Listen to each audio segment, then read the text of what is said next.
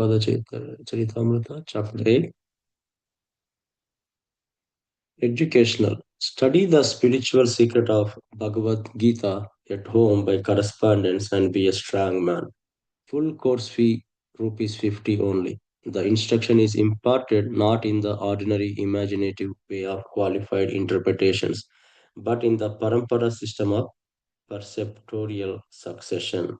All questions are properly solved. Apply AC Bhaktivedanta. Students of all communities and nationalities are welcome. He had not published Back to Godhead in 4 years since 1952, but he decided to revive it. Back to Godhead was a mission worthy of his full attention, and it took all his efforts to collect the funds, compose the article, see to the printing, and then distribute 1,000 copies. The money he would raise by obtaining interviews and soliciting donations. One donor and friend was Justice Bipin Chandra Mishra, a Supreme Court judge in New Delhi.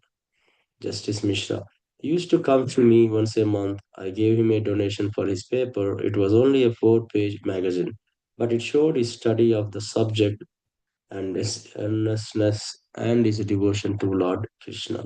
He appeared to be a very simple man and the modest, and it was pleasant to talk to him. He had a smiling demeanor. The main thing was his humility. He could talk with affection and confidence, and he knew we were discussing things near to God. So every talk with him would sublimate us. I was rather important personality at the time in religious affairs, but he would not be expected to make any contribution to the main religious life of Delhi at the time because of the language difficulty. Because his aim was to reach the English educated persons, not the Hindi ones, and also because his means and his popularity were not at all established. The magazine did not have a wide appeal among these people. Other religious readers were all well established. The only thing that impressed one and was worth noticing at the time was the simplicity of his abiding faith in God's name and his mission. Writing articles, there was no problem. By the grace of spiritual master, he was neither short of ideas nor unable to set them down. Translating and commenting on the Vaishnava scriptures, his pen flowed freely. He was inspired by the miracle of the press, the Bruhat Mridanga, the work of writing his message down and printing it 1,000 times with awareness and urgency of speaking directly to everyone. Not just people in Delhi or India, but everyone put Abba into an ecstatic meditation. He would contemplate how copies of Back to Godhead could reach thoughtful people who might read them gratefully. Nor was maintenance a problem. In the Srimad Bhagavatam, Sukadeva Goswami had declared that a devotee's problem was not found, not food, clothing, or shelter. If one had no bed, he could always lie on the ground, use his arms for a pillow. For clothes, he could always find some rejected garments in the street. For food, he could live on fruits from the trees. And for lodging, he could stay in the mountain caves. Nature supplies all necessities. A transcendentalist should not flatter materialists to maintain himself. Of course, Abhay was not living in the mountains or jungle, but in the city of New Delhi. Yet he had virtually adopted the renounced mode Sukadeva had suggested, not to punish his body or prove himself pure and uncompromising, but because he had to live in poverty if he wanted to regularly produce back to Godhead. For Abba, it was a great labor of love, and purchasing paper for printing became a priority even before eating. Neglecting his personal needs for preaching was a main manifestation of his faith in Krishna, of which Abhay suffered no scarcity. He had full faith that if he served Krishna, he would be provided for. To work alone was not an insurmountable problem. It was pleasant and simple. It was better than having to manage the neophyte inmates of Gaudiya Sangha. The ecstasy of working hard to serve his spiritual master was not a problem. The problem was the condition of the world. According to Shastras, the current age Kali Yuga would create continual degradation in society. And Abhay could see this evidenced every day in Delhi. Delhi, formerly known as Hastinapura, had been ancient capital of King Yudhishthira, who 5,000 years before, under the patronage of Lord Krishna, had been most opulent king in the world and whose citizens had been fully protected and provided for. Now, after 1,000 years of foreign subjugation, India was again independent and New Delhi was the capital. Yet, even in Abhay's relatively brief 60 years of experience, he has seen India culture, which in his childhood had retained much of the original purity of the Vedic age, degrade. Now he saw a society in which his countrymen were victimized by the propaganda that they could be happy in gross materialistic indulgence. The British and the British had introduced tea, tobacco, meat, and factories, and now, even after independence, these were a part of India's new way of life. Having driven away the British, the Indians were imitating Western ways.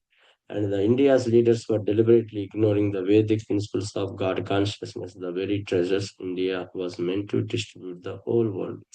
Abhay had seen how India had abandoned her spiritual heritage and gone running after the modernization of the West. But now where was that material advancement? Were Indians any happier in their independence than they had been in British days?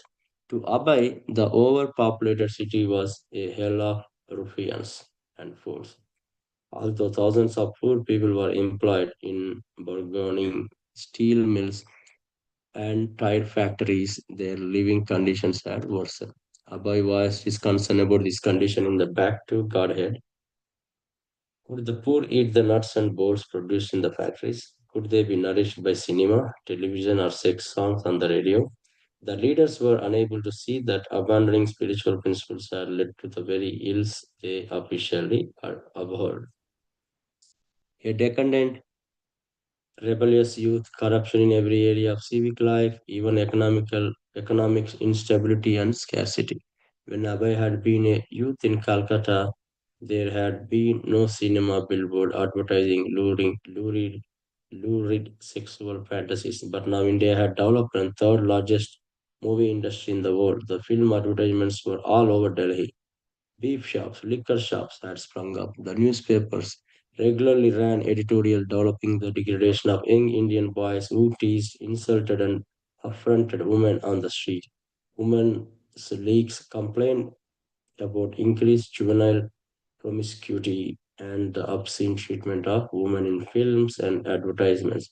But there were no upright brahmanas or saintly administrators to do anything about. Abhay saw the need for a re-spiritualization of society, but society was rushing headlong in the opposite direction. In February, even as Abhay was trying to publish his Back to Godhead, Prime Minister Nehru, while speaking with concern of India, Crisis of the Spirit simultaneously launched another 5-year plan for rapid industrialization. Everyone from Prime Minister down to common man was concerned about the symptomatic problems, but no one seemed to understand that the real problem was the lack of God consciousness. I think we can stop here. So if you see today, reading, you know, A.C. Bhaktivedanta Swami Srila Prabhupada was, dedicated to spreading spiritual knowledge through Bhagavad Gita and reviving his magazine Back to Godhead after 4 years. And he also offered correspondence course on Bhagavad Gita for a small fee, emphasizing authentic learning through the disciplic succession. Despite poverty, he tirelessly wrote, printed, distributed his magazine, sustained by deep faith in Krishna and devotion to his spiritual master. And we saw that, the Justice Bipin Chandra Mishra, one of his daughter admired, Srila Prabhupada's humility, sincerity, devotion, and noting that his focus on reaching English educated readers despite limited means and recognition. And so if you see here, right, Prabhupada has full faith in Krishna, and he gave more preference to serving Krishna and printing books, than his personal comfort or maintaining his personal life. Ending with that, we can start.